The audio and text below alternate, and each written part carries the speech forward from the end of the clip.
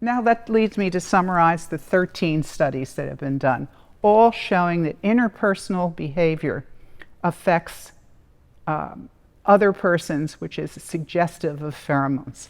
You heard about menstrual synchrony, office worker synchrony. Infertility at the age of first coitus is the only one I haven't shown you yet, and I'm going to show you that. Well, I'll explain it to you.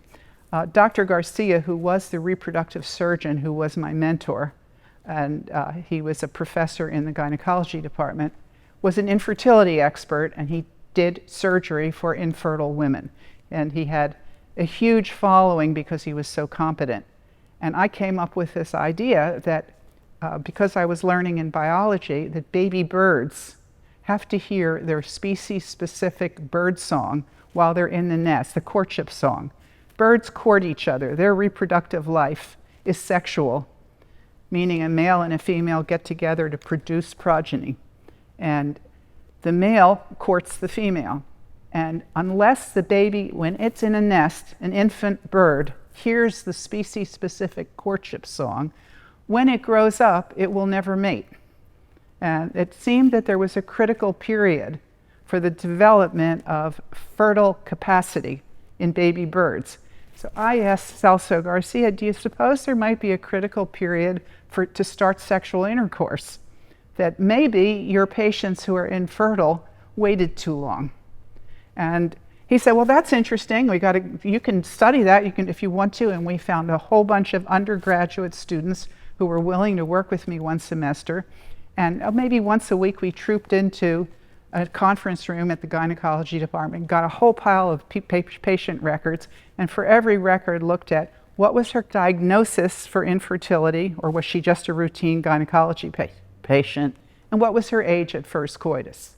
I'm going to show you what we found. This was the array of data. 800 patients' data. The bar graph, each bar is one group of patients. The two bars on the right is the largest part of his practice, from about maybe the 500th patient to the 800th patient. And the width of the bar is the volume of patients that meet that category. And there are 6 categories of his diagnostic condition of his patients. The one on the far left are RG, routine gynecology patients. Their average first coital age was a little over 6 years, meaning from the day they got their first period, they were having intercourse within 6 years of that. So that would mean if she had got her first period when she was 12, which in then those years was probably normal, she had her first coital experience at 18. And the next one, pathology other than infertility, the average first coital age was 6.16, meaning 6.16 years of cycling of her puberty period. She had been in her puberty for 6.1 years.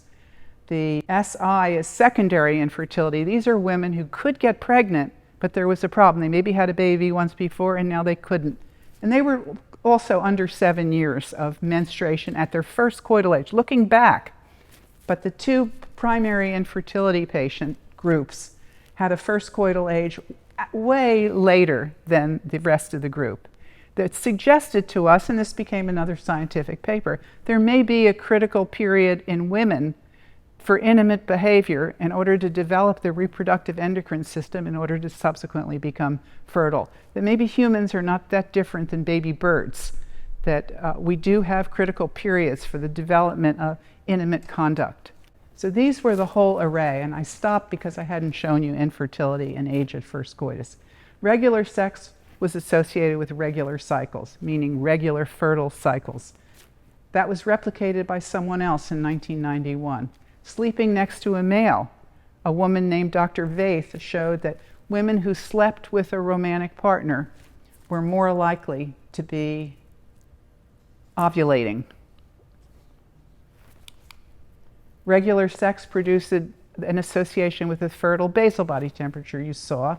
Sporadic sex, that was the feast and famine pattern.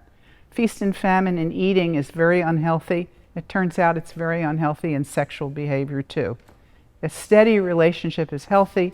This feast and famine seems to disrupt the endocrine system of a woman. And what we found was sporadic sex was associated with a short post-ovulatory phase that would produce subfertility in those women. And regular sex doubled the estrogen levels in the fertile years, as well as in the perimenopausal transition to menopause. Regular sex produced less hot flashes. Menopausal women often suffer from hot flashes, but those who had regular sex tended not to suffer.